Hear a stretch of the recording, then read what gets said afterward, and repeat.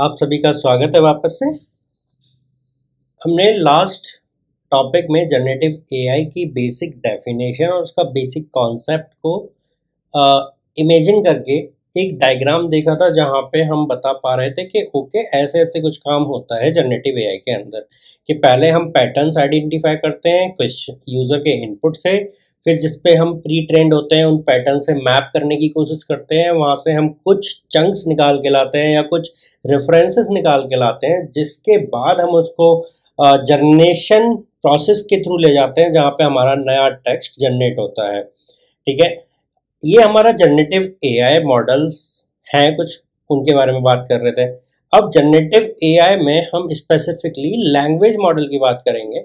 So language model बहुत ज़्यादा central role play करता है जब भी मैं जनरेटिव एआई की बात करता हूँ, बिकॉज ये इनेबल करता है generation of human like text, या फिर हम एक तरह से इंटरेक्शन इनेबल कर पाते हैं with the machine using these language models. Okay, so ये लैंग्वेज मॉडल्स सिंपल सा काम करते हैं। They help us as a human, they help us in interacting with machine, because ये जो मॉडल्स हैं ये कैपेबल होते हैं किस चीज के, जनरेटिंग ह्यूमन लाइक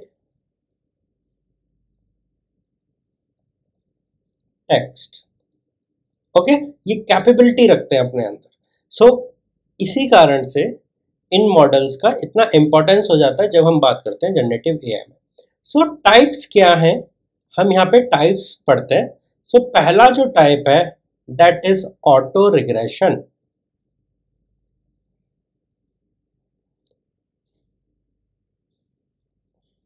और आई वुड से ऑटो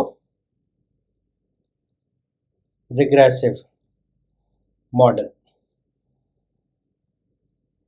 ठीक है, so I guess auto regressive is the proper word हम जो यहाँ पे यूज कर सकते हैं।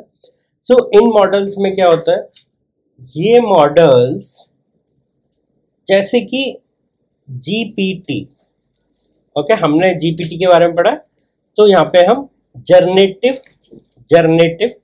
प्री ट्रेन्ड ट्रांसफॉर्मर की बात कर रहे हैं, जर्नेटिव प्री ट्रेन्ड ट्रांसफॉर्मर की बात कर रहे हैं, जैसे कि हमारा चैट जीपीटी यूज कर रहा था GPT-3, ओके, और बाकी के जो मॉडल्स हैं। सो यहाँ पे क्या होता है, ये प्रिडिक्ट करते हैं नेक्स्ट वर्ड क्या होगा। सो नेक्स्ट वर्ड की प्रिडिक्शन करते हैं ये, एंड इसके अकॉर्डिंग के नेक्स्ट वर्ड क्या होगा, फिर अगला क्या होगा, फिर अगला क्या होगा, हमारा पूरा एक सीक्वेंस बना देते हैं based on the previous word.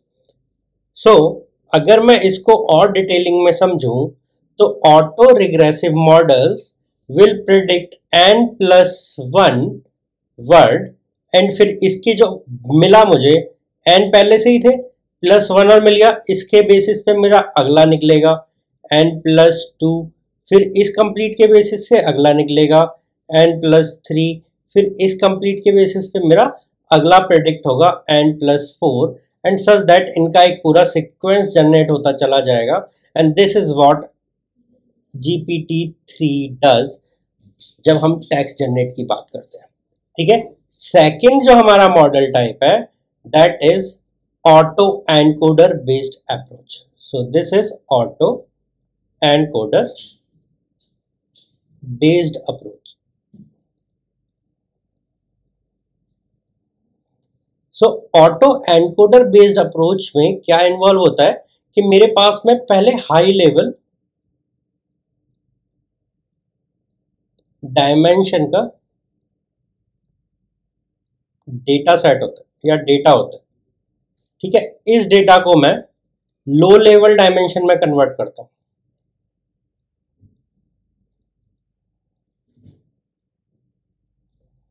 मैं इसका कन्वर्जन करता हूं लो लेवल डेटा में।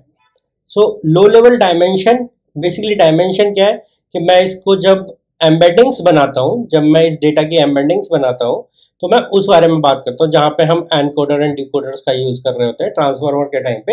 ये सारे कॉन्सेप्ट हम आगे पढ़ेंगे, अगर अभी आपके ऊपर से जा रहा है इट्स ओके, बस आपको क्या ध्यान में रखना है कि ये जो ऑटो एनकोडर बेस्ड अप्रोच है ये इन्वॉल्व करती है इनपुट डेटा को एक लो लेवल और लो डायमेंशन स्पेस में कन्वर्ट करने के लिए, और वापस से जब हमारा जनरेट हो जाए आउटपुट तो उसको हाई लेवल डेटा में जनरेट करने के लिए। ठीक है, इसका एक एग्जांपल ले लेते हैं, VAEs।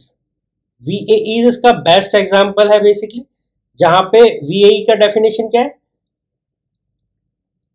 Variational auto encoder. ठीक है, वेरिएशनल ऑटो एनकोडर। सो ये हमारा VAEs है, ये बेस्ट एग्जांपल है जहां पे हम यूज करते हैं VAEs को generating high quality text and images.